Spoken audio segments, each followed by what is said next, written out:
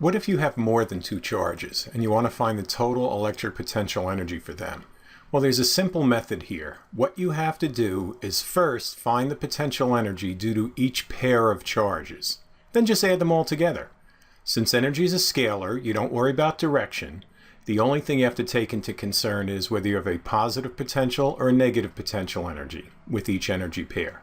For example, if you have three charges, charges 1, 2, and 3, your total potential energy is a potential energy between charges 1 and 2, between 2 and 3, and between 1 and 3. You'll find those are the only combinations that you can have for three charges. And U sub xy would be the potential energy of charges x and y.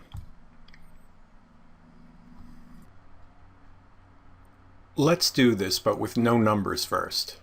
We have three charges, and we want to find the electric potential energy of this configuration. There are no values for the distances between the charges or for the charges, so we want just to do algebra. Quick notation, we've used this before, but let's review it. R12 means the distance between charges Q1 and Q2. Don't think of this as being a radius, it's just a distance.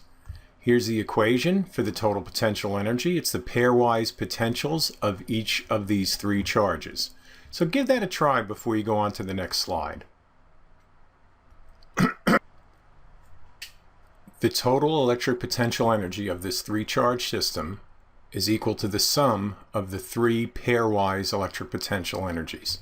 So let's take the first one, Q1 and Q2.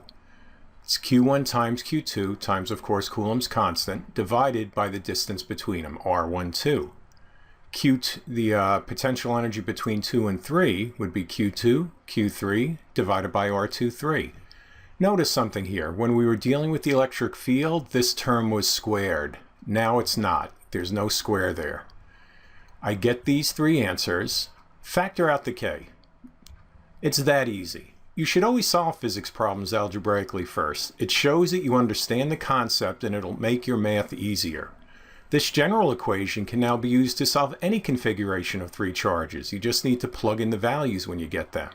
Notice how we factored out the K. This way we only have to multiply it once. That saves calculations and hopefully it will reduce errors. What if we kept all the charges the same and the distances between each pairwise group of charges the same, but flipped where Q2 was located? In other words, instead of being over here, we flipped them over to here, and you can see it over here. This is the picture now. Would the potential energy of this system change? Look at the picture and look at the general equation we came up with last slide. No, the potential energy does not change. Unlike electric force and field, electric potential energy is a scalar. As long as the charges stay the same and the distances between them stay the same, the orientation doesn't matter. The potential energy will stay the same. And here's our equation down here. So as all of these stay the same, so does the potential energy.